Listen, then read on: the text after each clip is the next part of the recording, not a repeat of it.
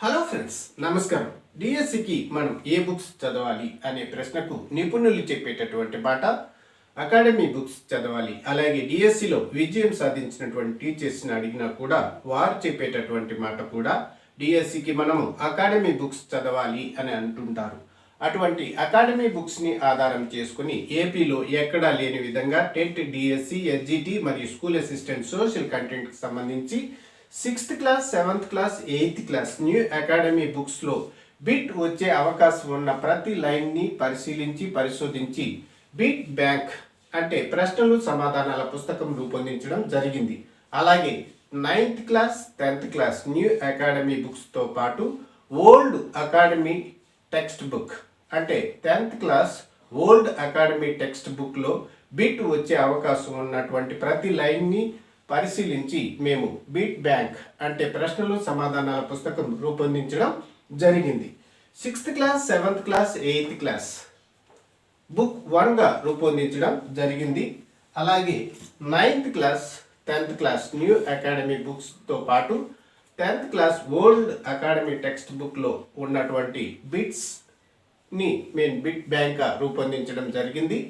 Book 1 అంటే 6th class, 7th class, 8th class total bits ఉన్నటువంటి bit bank 300 రూపాయలు.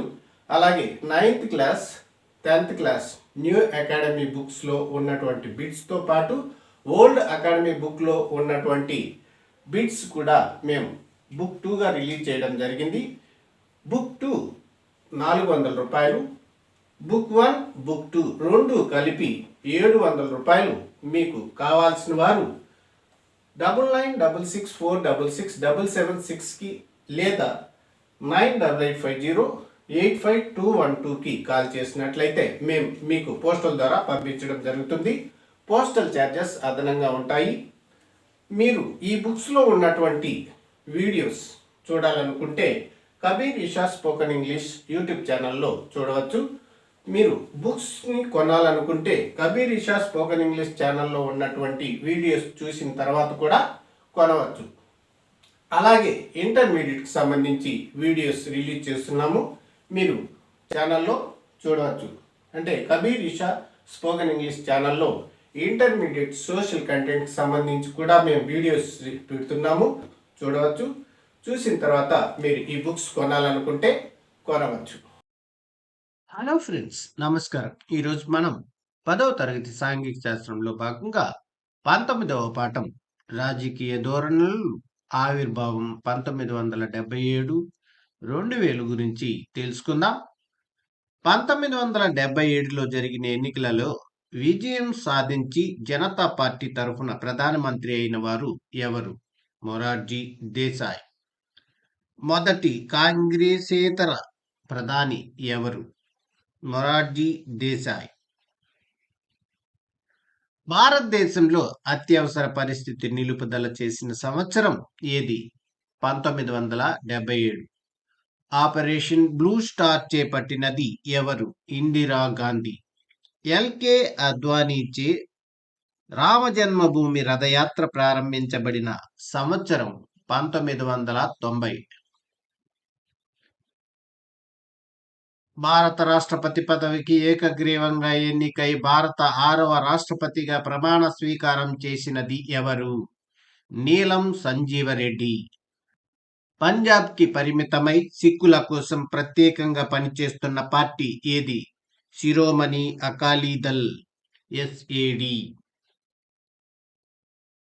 1970లలో అస్సాంలో వచ్చిన సామాజిక ఉద్యమానికి నాయకత్వం వహించిన వారు అఖిల అస్సోం విద్యార్థి సంఘం.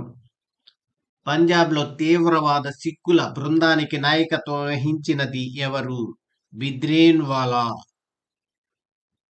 శ్రీలంకతో శాంతి ప్రక్రియలకు శ్రీకారం చుట్టిన మన దేశ ప్రధాని ఎవరు? రాజీవ్ గాంధీ.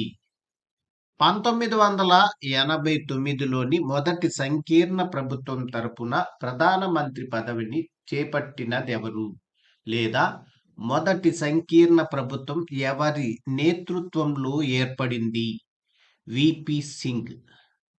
1991 మే 21న రాజీవ్ గాంధీని పెరంబూర్లో హత్య గావించిన తీవ్రవాద సంస్థ ఏది? ఎల్టిటిఈ. ఆపరేషన్ బర్గాను చేపట్టిన రాష్ట్రం ఏది? పశ్చిమ బెంగాల్.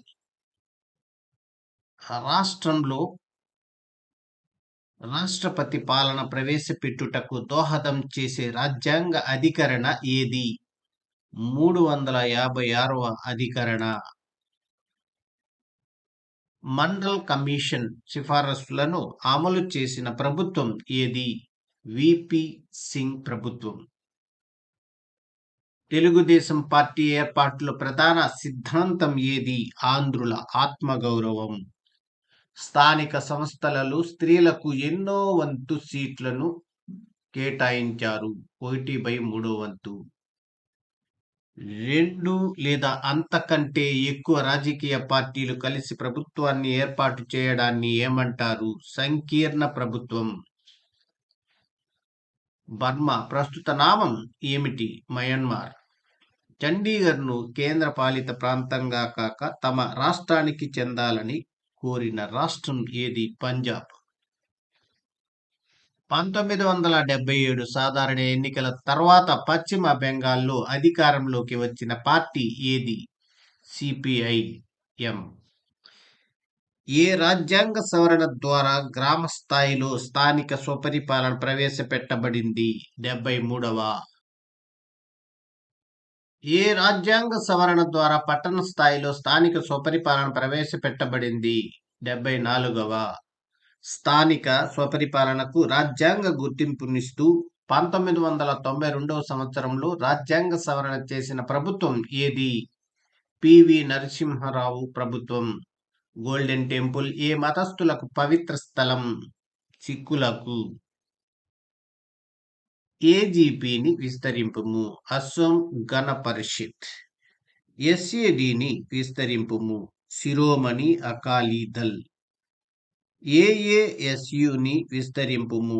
అఖిల అస్సోం విద్యార్థి సంఘం. డిఎంకేని విస్తరింపుము. ద్రవిడ మున్నేట్ర కజగం. బిఎల్డిని విస్తరింపుము. భారతీయ లోక్ దళ్. ఎన్డిఏని విస్తరింపుము.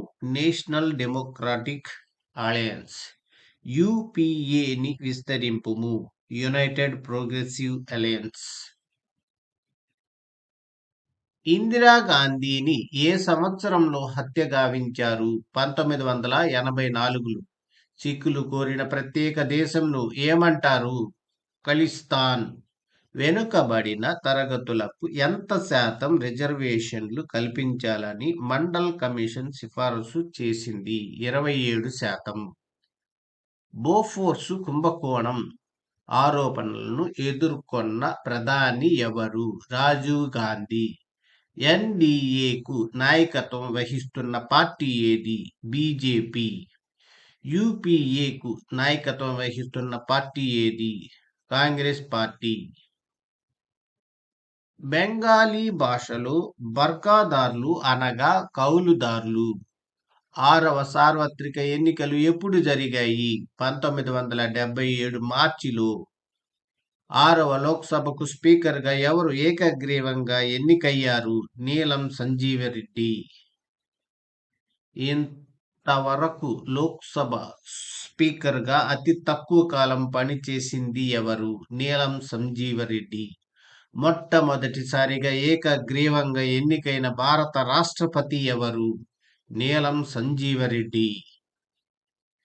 నీలం సంజీవరెడ్డి రాష్ట్రపతిగా ఉన్న కాలంలో మొరార్జీ దేశాయ్, విపి సింగ్, చరణ్ సింగ్, ఇందిరాగాంధీలలో ఎవరు ప్రధానమంత్రిగా పనిచేయలేదు?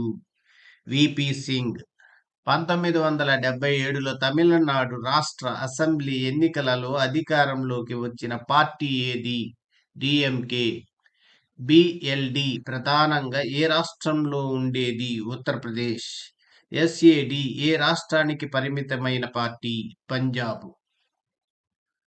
మొరార్జీ దేశాయ్ తర్వాత ప్రధానమంత్రి ఎవరు? చరణ్ సింగ్.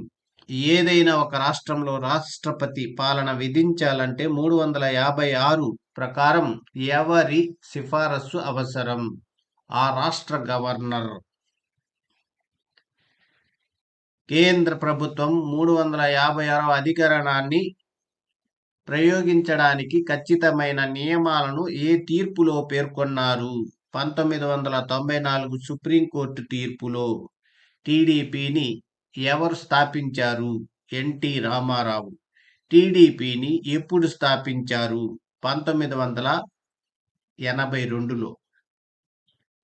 ఎన్టీ రామారావు ప్రభుత్వాన్ని బర్తరఫ్ చేసిన గవర్నర్ ఎవరు? రామ్లాల్. కేంద్ర ప్రభుత్వం ఏఏఎస్యు మధ్య ఒప్పందం ఏ సంవత్సరంలో జరిగింది? 1984. ఏఏఎస్యుకు అనుబంధంగా ఏర్పడిన పార్టీ ఏది? ఏజీపీ. పంజాబ్ రాష్ట్రం ఎప్పుడు ఏర్పడింది? 1 నవంబరు 1966న.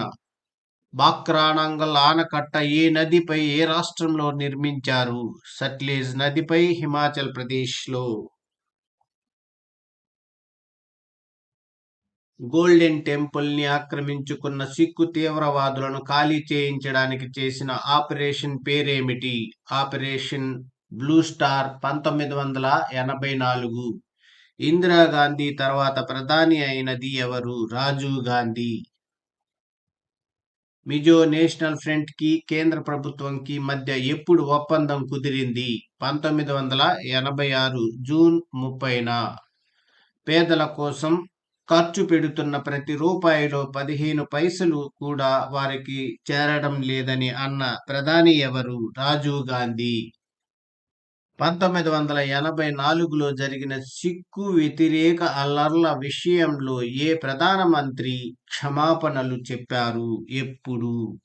మన్మోహన్ సింగ్ రాజ్యసభలో 2005 ఆగస్టు 11న. బాబ్రీ మసీదు ఎక్కడ ఉంది? అయోధ్యలో, ఉత్తరప్రదేశ్. బోఫోర్స్ శతఘ్నులను ఏ దేశం నుంచి కొన్నారు? స్వీడన్. భారత రాజకీయ చరిత్రలో ఏర్పడిన మొట్టమొదటి సంకీర్ణ ప్రభుత్వం ఏది? National front. భారత కమ్యూనిస్టు పార్టీ, భారత communist party, Marxist revolutionary socialist party, Bharatiya Janata పార్టీలలో భిన్నమైనది ఏది? భారతీయ జనతా పార్టీ. 1977లో పశ్చిమ బెంగాల్ రాష్ట్ర శాసనసభ ఎన్నికలలో గెలిచి వామపక్ష ప్రభుత్వాన్ని ఏర్పాటు చేసిన ముఖ్యమంత్రి ఎవరు? జ్యోతి బసు. ఆపరేషన్ బర్గాను పశ్చిమ బెంగాల్ ఎప్పుడు చేపట్టింది? 1978లో. బీఎస్పీని విస్తరించండి. బహుజన్ సమాజ్ పార్టీ. రథయాత్ర చేస్తున్న ఎల్కే అద్వానీని ఏ రాష్ట్రంలో అరెస్టు చేశారు? బీహార్లో. విధాన పక్షపాతం అనగానేమి? భాగస్వామ్య మద్దతు ఉపసంహరించుకుంటుందన్న భయంతో తీవ్ర మార్పులను అమలు చేయకపోవటం. భారతదేశంలో టెలికాం విప్లవంను ప్రారంభించిన ప్రధానమంత్రి ఎవరు? రాజీవ్ గాంధీ. భారతదేశంలో సరళీకృత ఆర్థిక విధానాలు ప్రవేశపెట్టిన ప్రధాని ఎవరు? P V Narasimha Rao. LTTE liberation tigers of Tamil ఈలంలో తమిళ ఈలం అనగా తమిళ రాజ్యం. ఓటు హక్కు విలువను తెలియజేయు ఒక నినాదంను రాయండి. ఓటరు చేతికి బ్రహ్మాస్త్రం ఓటు హక్కు. అవినీతి పరులకు ఓటు దేశానికి చేటు. ప్రస్తుత ప్రధాన ఎన్నికల కమిషనర్ ఎవరు? రాజీవ్ కుమార్, 25వ ఎన్నికల కమిషనర్. అత్యవసర పరిస్థితి తర్వాత ప్రజాస్వామ్యాన్ని, స్వేచ్ఛని పునరుద్ధరిస్తామనే వాగ్దానంతో అధికారంలోకి వచ్చిన పార్టీ ఏది? జనతా పార్టీ. ఇందిరాగాంధీ విధానాలను వ్యతిరేకించిన కాంగ్రెసులోని సాంప్రదాయవాద వర్గంతో ఏర్పాటు చేయబడిన పార్టీ ఏది? కాంగ్రెస్ ఓ. ఏ సంవత్సరం చివరి నాటికి అంతిమంగా పంజాబులో శాంతి నెలకొన్నది? 1990. శ్రీలంక నుండి భారతదేశం తన సైన్యాన్ని వెనక్కి తీసుకున్న సంవత్సరం 1989. ఏ సంవత్సరంలో షాబానో కేసులో సుప్రీంకోర్టు తీర్పును ఇచ్చింది? 1985. మహారాష్ట్రలోని రైతులు ఎవరు నాయకత్వంలో పోరాడుతున్నారు? శరద్ జోషి. ఉత్తరప్రదేశ్, హర్యానాలోని రైతులు ఎవరి నాయకత్వంలో పోరాడుతున్నారు? మహేంద్ర సింగ్ తికాయత్. అయోధ్యలోని వివాదాస్పద మసీదును కూల్చివేసిన సంవత్సరం 1992. భారతదేశ ప్రజాస్వామ్యానికి ఒక చారిత్రకమైన ఎన్నికలుగా ఏ ఎన్నికలను చెప్పవచ్చు? 1977 ఎన్నికలు. జాతీయ స్థాయిలో కాంగ్రెస్ పార్టీ ఓటమి చవిచూసిన ఎన్నికలు ఏవి? 1977 ఎన్నికలు. హిందూ జాతీయవాద పార్టీగా పేరొందిన పార్టీ ఏది? జనసంఘ్. పంచాయతీరాజ్ సంస్థలను క్రియాశీలకంగా మలచి పెద్ద సంఖ్యలో ప్రజలు పాలనలో భాగస్వామ్యులు అయ్యేలా ఉద్యమించారు రాజీవ్ గాంధీ. దళితుల ప్రయోజనాలకు ప్రాతినిధ్యం వహిస్తున్న పార్టీ ఏది? BSP, Bahujan Samaj party. పంజాబుపై హెచ్ఎస్ లాంగోవాలాను, అస్సాంపై ఏఏఎస్యుతోనూ రాజీవ్ గాంధీ ఒప్పందాలు ఏ సంవత్సరంలో చేసుకున్నారు? 1985. అధికారంలో ఉండగా హత్యకు గురి కాబడిన భారత ప్రధాని ఎవరు? ఇందిరాగాంధీ. ఏ సంవత్సరం నుండి జాతీయ స్థాయిలో ఏర్పడిన ప్రభుత్వాలన్నీ సంకీర్ణ ప్రభుత్వాలే? 1989 నుంచి. ఎల్కే అద్వానీ రథయాత్ర 1990లో ఎక్కడి నుంచి ప్రారంభమైంది? సోమనాథ్, గుజరాత్. 1992లో ఏర్పడిన పివి నరసింహారావు ప్రభుత్వం ఆర్థిక సంక్షోభాన్ని నివారించడానికి చేపట్టిన అంశం ఏది? సరళీకృత ఆర్థిక విధానం.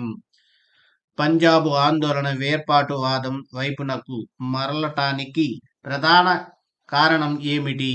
మతపరమైన రంగు సంతరించుకోవటం. 1977 ఎన్నికలలో అన్ని ప్రధాన ప్రతిపక్ష పార్టీలు కాంగ్రెస్ వ్యతిరేక వర్గంలో చేరటానికి కారణం అత్యవసర పరిస్థితికి వ్యతిరేకంగా. అసోం ఉద్యమానికి కారణం బెంగాలీ అధికారుల వివక్షత, బంగ్లాదేశ్ కాందసీకుల రాక, సాంస్కృతిక మూలాలు కోల్పోతామన్న భయం. సంకీర్ణ ప్రభుత్వంలో ఏదో ఒక భాగస్వామి మద్దతు ఉపసంహరించుకుంటుందన్న భయంతో తీవ్ర మార్పులను తెచ్చే విధానాలను అమలు చేయటానికి భయపడటాన్ని ఇలా అనవచ్చు: విధాన పక్షపాతం. యునైటెడ్ ఫ్రంట్ సంకీర్ణ ప్రభుత్వానికి బయటి నుండి మద్దతునిచ్చిన పార్టీ ఏది? సిపిఎం.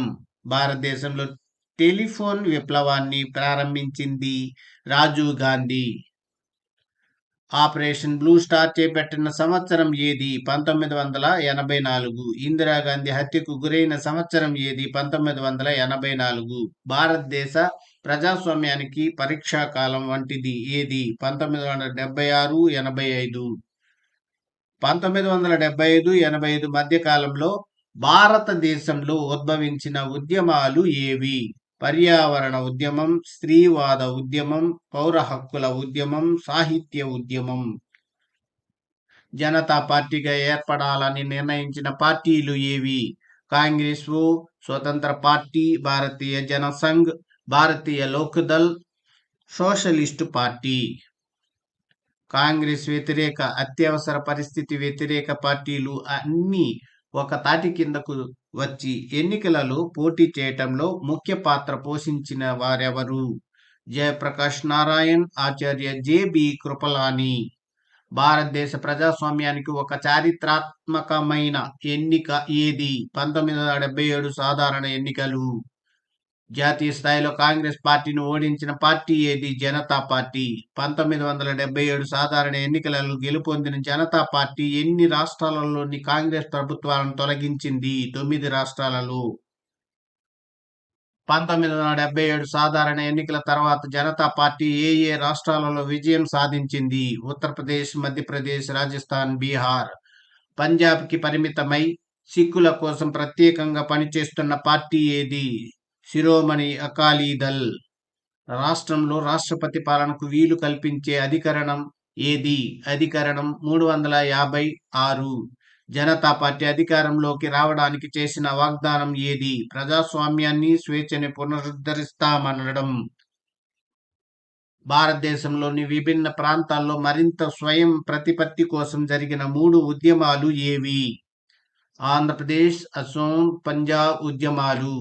ఎన్టీ రామారావు తెలుగుదేశం పార్టీని స్థాపించింది ఎప్పుడు? 1982లో. టీ పరిశ్రమ ప్రధానంగా ఏ నగరంలో ఉంది? కోల్కతాలో. అంతర్గత వలస ప్రాంతంగా దేనిని పరిగణించారు? అసోం.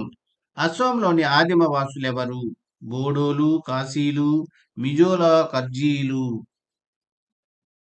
చండీగఢ్ను కేంద్రపాలిత ప్రాంతంగా కాక తమ రాష్ట్రానికే చెందాలని కోరినది పంజాబ్.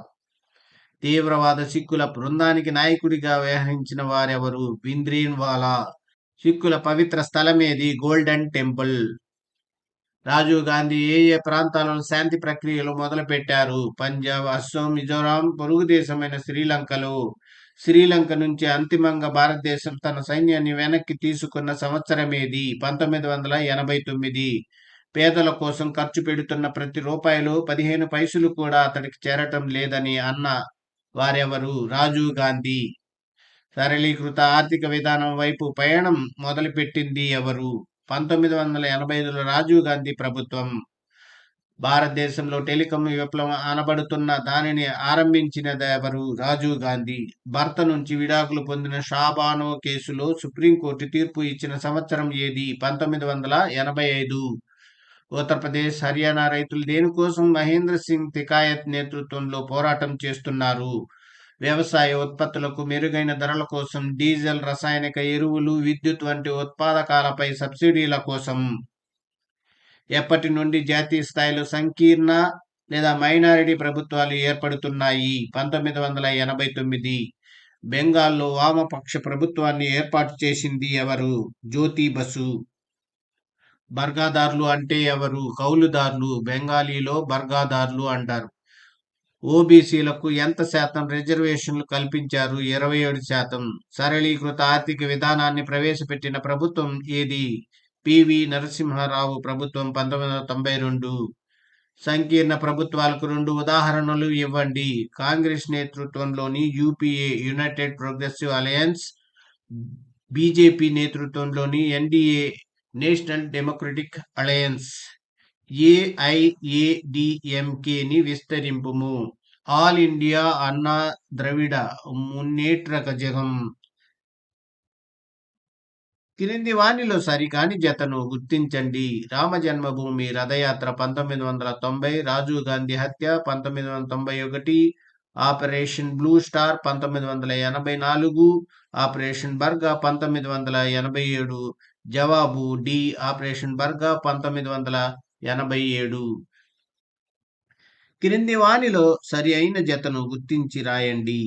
కాంగ్రెస్ ఓ ఇందిరాగాంధీ, ఎస్ఏడి హర్యానా రాష్ట్రం, బిఎల్డి ఉత్తరప్రదేశ్, జనసంఘ్ జమ్మూ అండ్ కాశ్మీర్. జవాబు సి. బిఎల్డి ఉత్తరప్రదేశ్.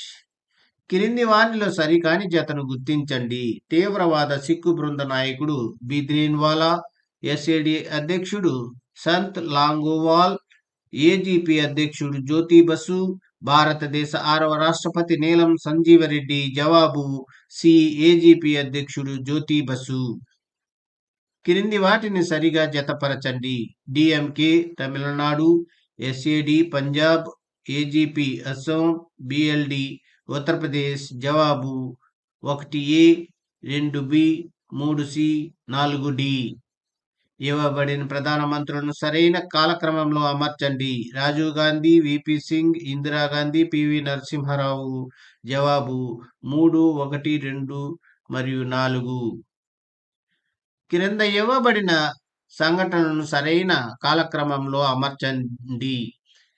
టీడీపీ ఆవిర్భావం, శ్రీలంకతో ఒప్పందం, రామజన్మభూమి రథయాత్ర, సరళీకృత ఆర్థిక విధానాలు. జవాబు 1, 2, 3 మరియు 4. సరికాని జతను ఎంచుకుని రాయండి. రామజన్మభూమి రథయాత్ర ఎల్కే అద్వానీ. రాజీవ్ గాంధీ హత్య ఎల్టీటీఈ, మండల కమిషన్ ఓబీసీలకు రిజర్వేషన్లు, మొదటి సంకీర్ణ ప్రభుత్వం పివి నరసింహారావు. జవాబు మొదటి సంకీర్ణ ప్రభుత్వం పివి నరసింహారావు. క్రింది సంఘటనలు సరైన కాలక్రమంలో అమర్చండి. Operation blue star, Mizo national front తో ఒప్పందం, జనతాదళ్ ప్రభుత్వం ఏర్పాటు, బాబ్రీ మసీదు కూల్చివేత. జవాబు 1, 2, 3 మరియు 4. క్రింది వారిని సరిగా జతపరచండి. సరళీకృత ఆర్థిక విధానాలు, ఇందిరాగాంధీ. టెలికాం విప్లవం, విపి సింగ్. మండల కమిషన్, రాజీవ్ గాంధీ. బ్యాంకుల జాతీయకరణ, పివి నరసింహారావు. జవాబు 1D, 2C, 3B, 4A. క్రింది వారిని సరిగా జతపరచండి. కాంగ్రెస్ పార్టీ, ప్రాంతీయ పార్టీ, భారతీయ జనతా పార్టీ, వామపక్షం, భారత కమ్యూనిస్ట్ పార్టీ, ఎన్డీఏ, ద్రవిడ మున్నేట్ర కజగం, యూపీఏ. జవాబు 1D, 2C, 3B, 4A. సరళీకృత ఆర్థిక విధానాలలో భాగం కాని దాన్ని గుర్తించి రాయండి. రైతులకు ఇచ్చే సబ్సిడీలలో కోత మరియు సంక్షేమ పథకాల ఖర్చు తగ్గింపు, ఆర్థిక రంగంలోని అనేక రంగాలలో ప్రైవేటు పెట్టుబడి, విదేశీ సరుకుల దిగుమతుల మీద పరిమితులను తగ్గించడం, భారతదేశంలో విదేశీ పెట్టుబడులపై ఆంక్షలు, పరిమితులు విధించటం. జవాబు డి, భారతదేశంలో విదేశీ పెట్టుబడులపై ఆంక్షలు అంటే పరిమితులు విధించటం. క్రింది వానిని పరిగణించండి. కేంద్రంలో గెలుపొందిన జనతా పార్టీ తన స్థానాన్ని సుస్థిరపరచుకోవటానికి 9 రాష్ట్రాలను కాంగ్రెస్ ప్రభుత్వాలను తొలగించింది.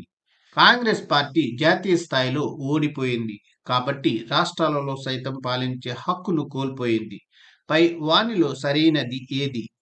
ఏ 1 మాత్రమే, బి 2 మాత్రమే, సి 1 మరియు 2, డి 2 కావు. జవాబు ఏ 1 మాత్రమే. పంజాబ్ ఆందోళనకు కారణమైన సిక్కులు కోరిన అంశం కానిది రాజధాని చండీగఢ్ కేంద్రపాలిత ప్రాంతంగా కాక తమకే చెందాలి, బాక్రానంగల్ ఆనకట్ట నుంచి నీళ్లు ఎక్కువ కావాలి, సైన్యంలోకి ఎక్కువ మంది సిక్కులను తీసుకోవాలి, సిక్కు మతస్థులందరికీ ప్రత్యేక దేశం కావాలి. జవాబు డి, సిక్కు మతస్థులందరికీ ప్రత్యేక దేశం కావాలి.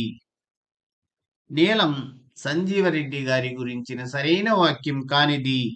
ఈయన 6వ లోక్సభ స్పీకరుగా ఏకగ్రీవంగా ఎన్నికయ్యారు. ఈయన భారత 6వ రాష్ట్రపతిగా ఏకగ్రీవంగా ఎన్నికయ్యారు. 1977 జూలై 25న స్పీకరుగా ప్రమాణ స్వీకారం చేశారు. కాంగ్రెస్ పార్టీతో సహా అన్ని పార్టీలు మద్దతు ఇచ్చాయి. జవాబు సి, 1977 జూలై 25న స్పీకరుగా ప్రమాణ స్వీకారం చేశారు. రాష్ట్రపతి పాలనకు సంబంధించిన వాక్యాలను పరిశీలించి సరైన సమాధానము ఎంచుకోండి. రాజ్యాంగంలోని 356వ అధికరణం రాష్ట్రపతి పాలన గురించి వివరిస్తుంది. గవర్నర్ సిఫారసు మేరకు ప్రధానమంత్రి సలహాతో రాష్ట్రపతి పాలన బాధ్యతను గవర్నర్కు అప్పగించవచ్చు. దీనికి సంబంధించిన ఖచ్చితమైన మార్గదర్శకాలు రాజ్యాంగంలో పొందుపరిచినారు. ఏ 1, 2 మరియు 3 సత్యాలు, బి 2, 3 సత్యాలు, సి 1, 2 మరియు 3 అసత్యాలు. డి 1, 2 సత్యాలు. జవాబు డి 1, 2 సత్యాలు. ఎన్టీ రామారావు ప్రవేశపెట్టిన సంక్షేమ పథకం కానిది. ₹2 కిలో బియ్యం, మధ్యాహ్న భోజన పథకం, వృద్ధాప్య పింఛన్లు, మద్యపాన నిషేధం. జవాబు సి, వృద్ధాప్య పింఛన్లు.